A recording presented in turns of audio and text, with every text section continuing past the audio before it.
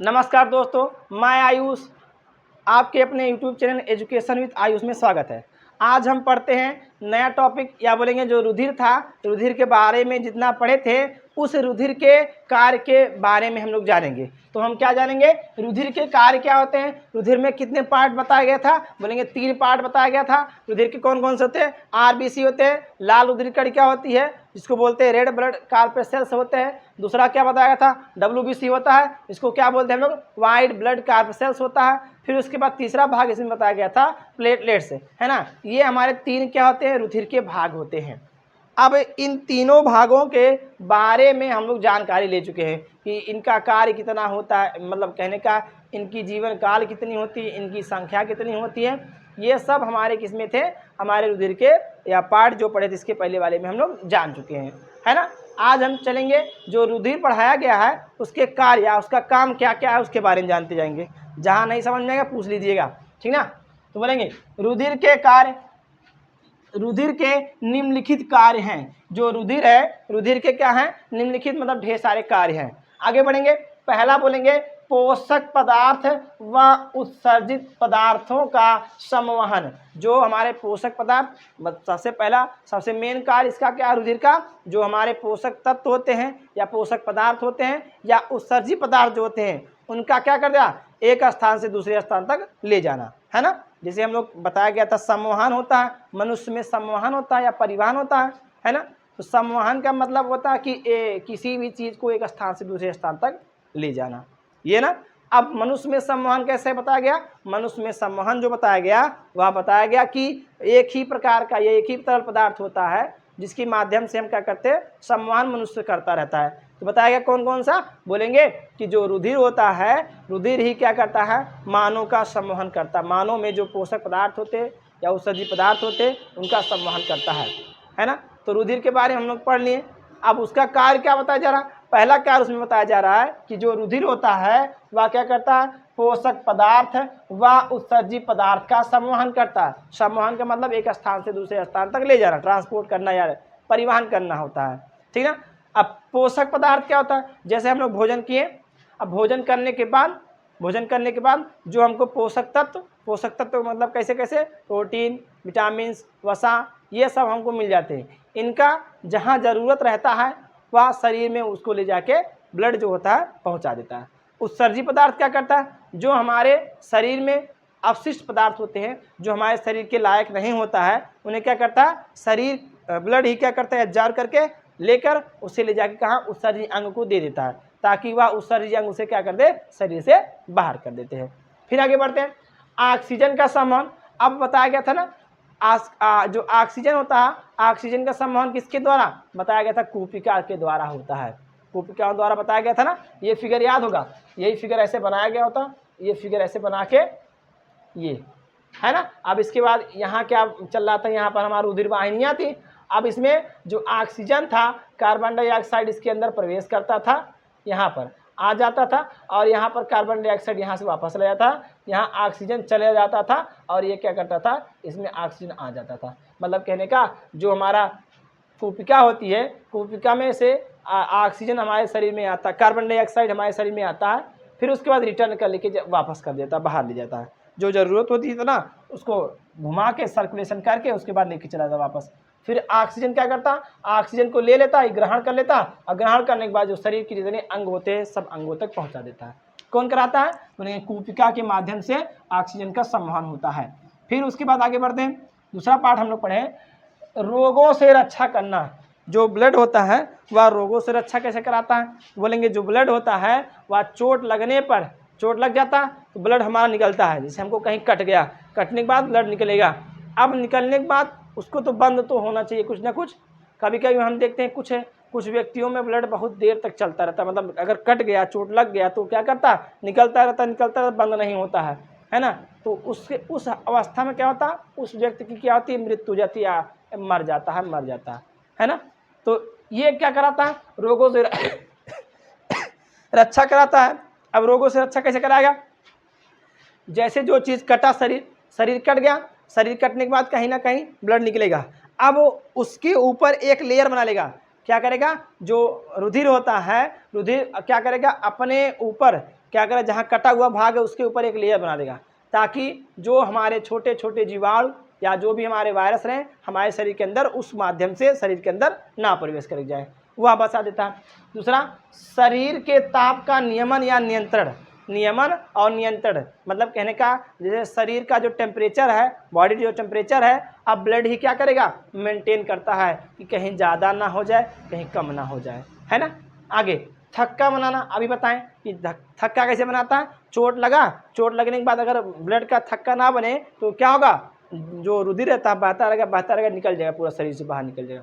तो क्या करता है, जो ब्लड होता है शरीर में लगने के बाद, चोट लगने के बाद क्या कर देता है, थक्का बनाता है। दूसरा बताया गया घाव भरना। घाव भी क्या करते, धीरे धीरे क्या करते, धीरे धीरे कोशिका से बनाते जो चोट लगा होता है उसको भर देता है ना। तो ये हमारे क्या हो जाएंगे, रुधिर के कार्य। रुधिर कार्य कैसे कैसे, पोषक पदार्थों व औषधि पदार्थों का संवहन करना, ऑक्सीजन का संवहन करना, रोगों से रक्षा करना, शरीर के ताप का नियमन करना, थक्का बनाना और क्या, घाव भरना। ये हमारे क्या होते हैं, रुधिर के कार्य हो जाते हैं।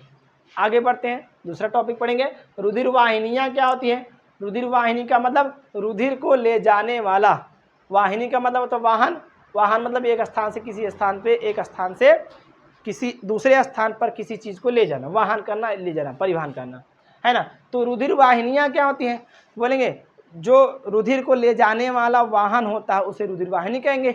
अब हमारा इसमें दो पार्ट होते हैं, रुधिर वाहिनियाँ दो पार्ट में बटी होती हैं। बोलेंगे पहला सिरा होता है, दूसरा क्या होता है, धमनी होता है। ये क्या करते हैं, एक क्या करता है, शुद्ध रक्त को ले जाता है, एक क्या करता है, अशुद्ध रक्त को ले जाता है।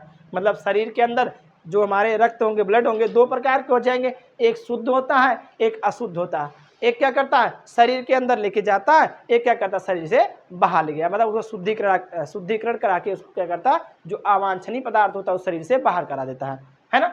चलिए, रुधिर वाहिनियाँ क्या होता है, बोलेंगे रुधिर के संवहन के लिए दो प्रकार की रुधिर वाहिनियाँ पाई जाती है।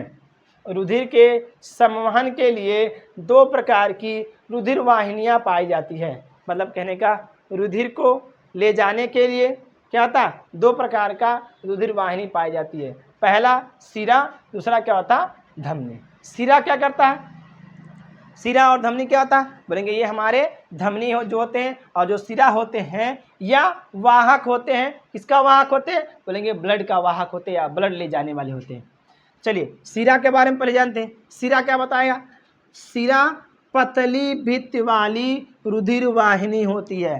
पतली भित्ति का मतलब जो उसका वाल रहेगा, वाल वह बहुत पतला रहेगा, किसका, सिरा का। बोलेंगे सिरा पतली भित्त वाली रुधिर वाहिनी होती है। इसमें क्या होता है, अशुद्ध रक्त बहता है। किसके अंतर्गत, बोलेंगे जो हमारा सिरा होता है, सिरा के अंतर्गत क्या होता है, अशुद्ध रक्त बहता है। क्या कहेंगे, सिरा पतली भित्त वाली रुधिर वाहिनी होती है, इसमें अशुद्ध रक्त बहता है। क्या करता है, जो सिरा होता है, सिरा में क्या होता है, अशुद्ध रक्त बह जाता या बहता रहता है। आगे, यह अशुद्ध रक्त को लेकर शरीर के समस्त भागों से लेकर, क्या बताया, यह अशुद्ध रक्त को शरीर के समस्त भागों से लेकर हृदय तक पहुंचाती है। क्या बोलेंगे, यह जो है सिरा जो है अशुद्ध रक्त को शरीर के सभी भागों से लेकर हृदय तक पहुंचा देती है। क्या कर देता, अब हृदय क्या करेगा, उसको शुद्ध करेगा। जो हमारा हार्ट रहेगा उसे क्या करेगा, उसे शुद्ध करेगा, शुद्धिकरण कर देगा। तो बताया जा रहा कि जो सिरा होता है वह अशुद्ध रक्त को शरीर के सभी भागों में, समस्त भागों से लेकर हृदय तक ला देता है, ले जाता है।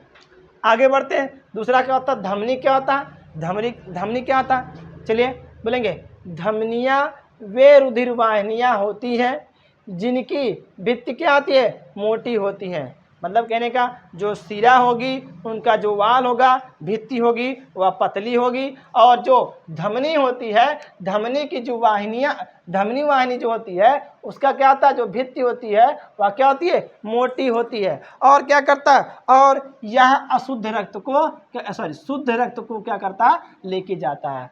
क्या बताया जा रहा है, इसमें शुद्ध रक्त बहता है। किसमें बहता है, धमनी में। यह रुधिर को हृदय से लेकर शरीर के समस्त भागों तक पहुंचाता है। कौन पहुंचाता है? जो धमनी होता है।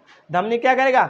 सिरा क्या किया? जितने अशुद्ध रक्त को शरीर से लिया, ले जाके हार्ट को दे दिया, हृदय को दे दिया।